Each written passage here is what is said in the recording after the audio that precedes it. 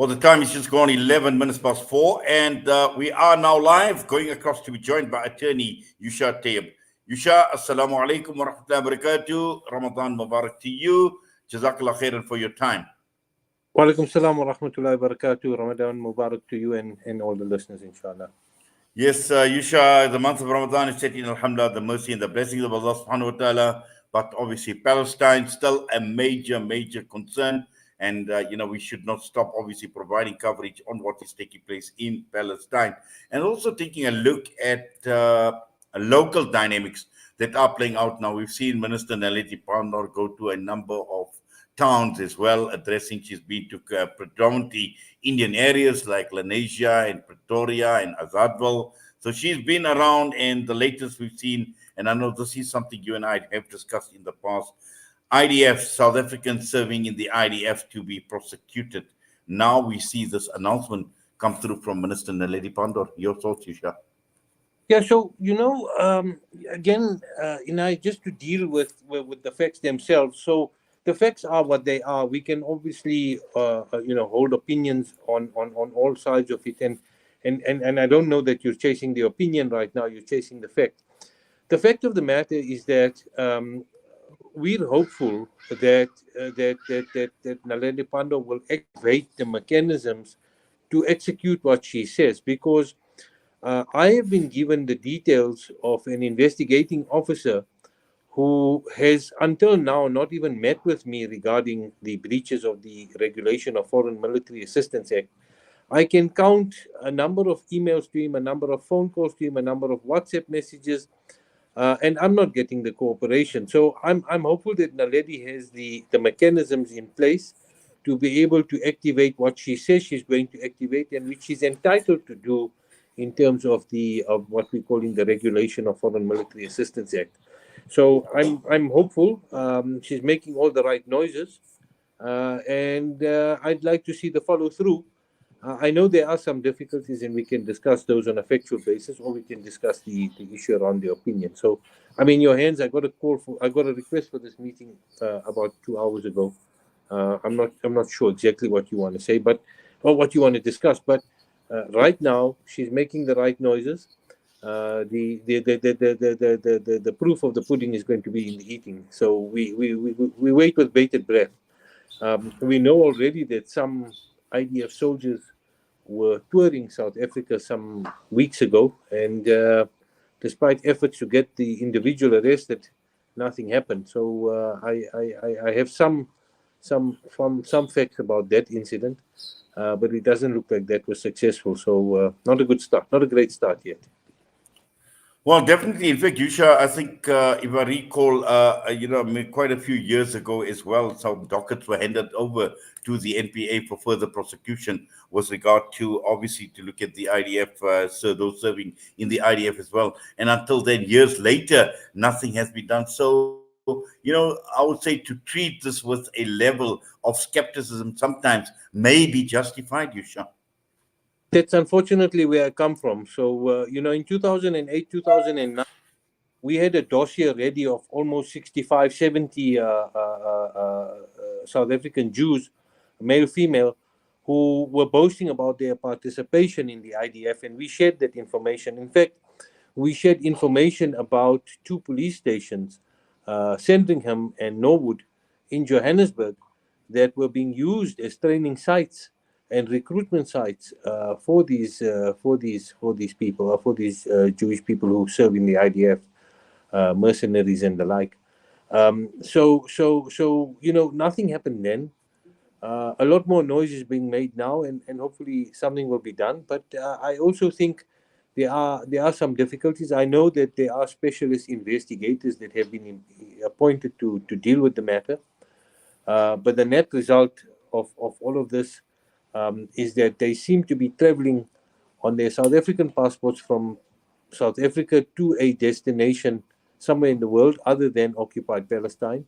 And then, because they're automatically entitled to enter, they use that passport to travel. And so there's no trace of it other than on an Israeli-based passport system. So there are difficulties, but I know that there are private investigators who have been appointed.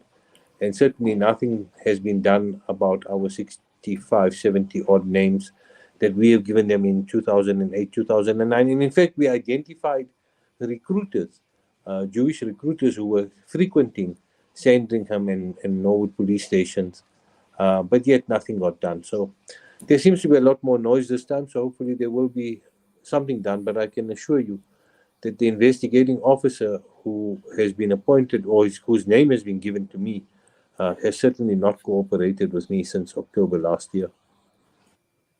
Yes. Now, obviously, there are two issues here. We've got laws that actually govern participation in foreign armies and foreign militaries, and we have these laws in this country. And at the same time, obviously, on an individual basis, when people choose to volunteer and go in serve in this, it does present certain legal challenges, like you mentioned, Yousha. Nothing is easy, nothing is cut and dried, even from a legal perspective as well. And just looking at some of these difficulties that possibly we could encounter. Yeah, so I'm saying, the actual proof that they were in the particular areas where we say they are currently serving in the IDF, participating in prohibition of the foreign military, so placing them in a war situation and actually participating as the act envisages, whatever activity they partaking in, and we also have the Prohibition of Mercenary Activities Act. So there are a number of acts that they can be prosecuted on. The challenge is placing them there, which I think, I don't want to reveal too much, but I mean, we've had a discussion with the investigating officer of what we think should be examined in order to place them in a in the prohibition situation, and hopefully that will be done, because it was certainly done um, uh, uh, with others who returned to the country. So yeah, on the last occasion, the investigating officer said to us that he had gone to the Israeli embassy in Pretoria and sought assistance, and they declined the assistance, and he left it at that, and he wasn't willing to pursue it. So that's the extent of the energy we had in 2008 and 2009, and I'm hoping it's substantially more, and hopefully that docket can also be reopened, so to speak, for those 60 odd people to be investigated about their whereabouts during cast lead. But there are logistical difficulties. I don't want to say too much about my interaction with the private investigator, but there are definitely difficulties he who alleges must prove. The state must prove that they in breach of the acts concerned, and that they participated in IDF activities. Yeah, it's not an easy task, but it's certainly achievable. Based on our interactions with some of the individuals during the Sandringham and Norwood instances, they crack easily. They don't seem to hold a definitive, principled, loyal position. They crack easy, so hopefully we'll crack them. We'll crack them quite easily. Obviously, I know there are complexities, and this is possibly new ground that we are breaking through. Although the ball has been set rolling in the past as well, Yusha, I'm not too sure whether there is legal precedent in this country, where we've had people that have been prosecuted for serving in more foreign militaries in this country. There was one case. I think it was a Nigerian fellow. I need to recollect it. Sorry, I didn't come prepared for it. But there was a Nigerian fellow. There has been a successful prosecution. If I'm not mistaken, the part of the act was called in when the yeah, yeah. I'll have to Google, but there definitely is precedent. It has been utilized, and there's a Nigerian fellow whose name starts with an O, who eludes me right now, who was definitely prosecuted in terms of the Mercenaries Act, which I will have to get for you, but not a South African in terms of the regulation of our Foreign Military Assistance Act. But certainly, in terms of the Mercenaries Act, there was a Nigerian fellow with South African links that was prosecuted. I'll have to get that detail for you, Inayat. Well, clearly, and the reason why I just raised it, and obviously, I know, you wouldn't remember the name, but that's not the issue here. The issue here is obviously this is new ground for us here in South Africa, and I, I see my engineers got the commercial break. You are listening to Salam Media live from our headquarters in South Africa. This is Salam Media, keeping you company this Ramadan. When the perfect blend of stylish decor, exquisite halal cuisine, and warm hospitality come together, it could only mean Al Bayt Lodge, your true home away from home.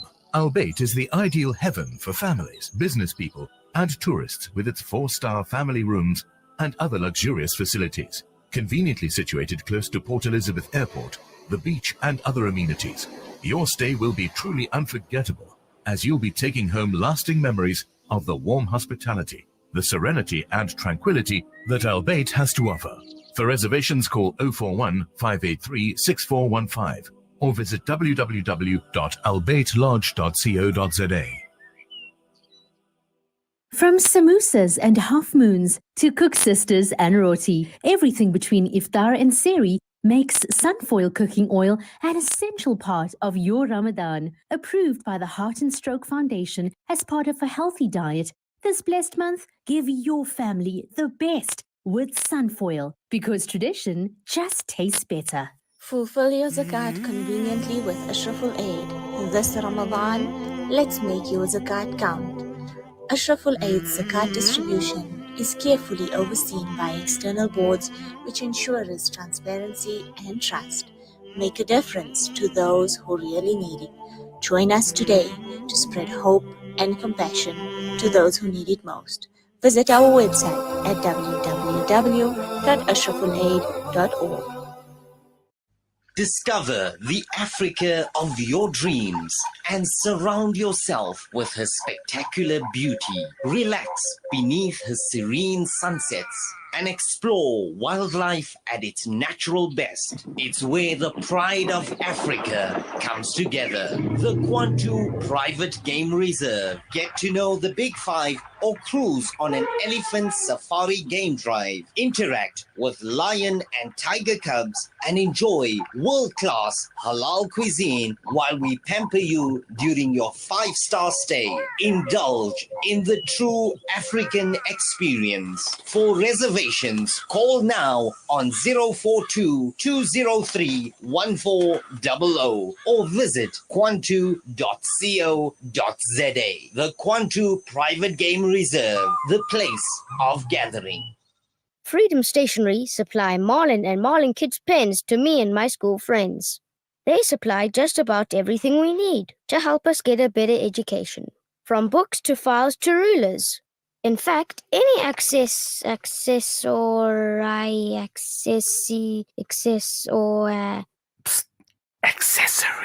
any accessory we need. Freedom Stationery. Education for the nation. What does accessory mean?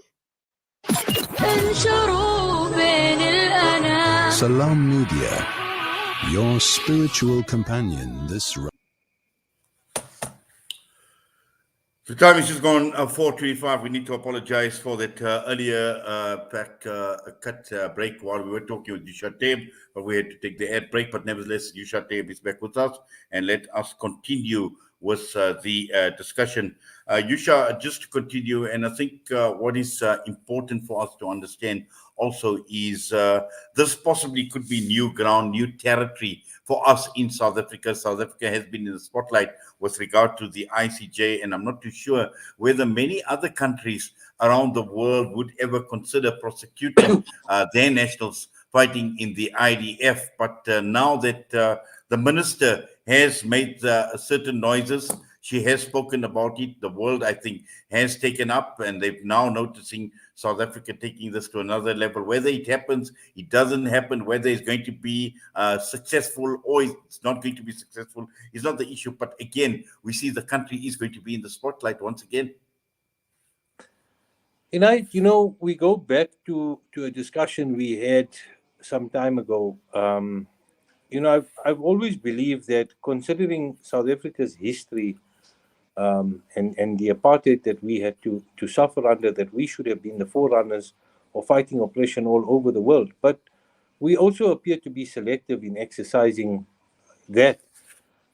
So if we look at 2008, 2009 Operation Cast Lead and the annihilation and killing of the Palestinian people, then there was no action by South Africa. Subsequently, number of other invasions of Gaza by the IDF until 2023. We know there were at least 8 or 9 land incursions where Palestinians were killed. There's also the contradiction, and I raised that with you previously, about us continuing to maintain relations with the Assad regime in Syria that is blatantly killing Muslims. Our continued relationship with Jinping, who kills Muslims, Putin, who kills Muslims, Modi, who kills Muslims. So, where and how this fits in, I don't know. There were genocides before. There's a genocide against the Uyghurs. There's a genocide against the Syrians via Assad, assisted by and large by Putin. So I don't know what to read into this. I don't know what to make of it. Its effect, unfortunately, is completely void of any effect. It's like a UN resolution that Israel has ignored. Israel ignored the judgment. There are no repercussions. There are no enforcement mechanisms. People continue to die. So I don't know whether we do the right thing on paper, and then dispel our obligation to fight in real terms. Or, I mean, ideally, if we believe there's a genocide, South Africa has an army. I mean, more than South Africa, Muslims have an army that needs to be utilized. But South Africa can take its army and do something physical about it. We're not achieving anything. UN resolution after UN resolution after UN resolution after ICJ judgment. We're not going anywhere. We're not going anywhere. It's not yielding a result of any sort that I can see. Real result of any sort that I can see. I think you're sure, from what you're saying, obviously there's a lot of merit, and obviously I know we've had this discussion in the past, and you are now just reinforcing what you've said in the past as well. And sometimes I think these are similar thoughts that I have to yours as well, in terms of what is this going to yield eventually, amongst all the hype and amongst all the discussion and amongst all the praise that is being leveled at this country. But just how far can this country actually go, or just how far is this country prepared to go? And the proof of the pudding, again, as you mentioned, is in the eating. And let's see if there are going to be any successful prosecutions of South Africans serving in the IDF. And I think for me, that is going to be the test, the acid test, and that is where the proof is going to be, Yousha. So until that happens, let's follow developments and let's just see how it goes. We just thought we would unpack just some of the issues and just your thoughts. And alhamdulillah, as always, you do it so well, Yousha, and jazakallah for that, for your time, as always, with us on Salam Media. Jazakallah for the opportunity, and remember the Ummah in your du'as, inshallah. Ameen. Assalamu alaikum wa rahmatullahi wa barakatuh. Attorney Yousha Tayob with us, just unpacking these latest developments, the announcement by the Minister Naledi Pandor, announcing that South Africans serving in the UDF will be prosecuted against when they return home. But again, as Yousha mentioned, it's not easy. There are just so many issues, both from a legal perspective, looking at a statutory. And again, this is the point. Yousha makes a very, very valid point. South Africa took the matter to the ICJ. The matter was heard in the ICJ. We've seen since then subsequent submissions being made by individual countries made to the ICJ. And the strong case for a genocide presented to the ICJ. But what has come out of it? More death, more destruction, more despair, more desperation, and something more needs to be done, apart from just taking a matter to the ICJ, because the ICJ cannot enforce. We've seen Security Council, we've seen although the resolutions were vetoed, but we've seen so much take place at the UN level, nothing but nothing. And Israel again acting with impunity. Is this going to be the case where South Africans who are fighting for the IDF go into Israel, act with impunity, kill innocent Palestinians, and they come home and they are not going to be prosecuted? There's every chance it could also happen. So let's wait and see, and let's not read too much until we see in concrete terms what actually happens to those that are serving in the IDF. The time is just gone 4:32. We're going to go for a break, and we're taking a look at the water crisis, the epic fail in providing water to Johannesburg with Professor Anthony Turton.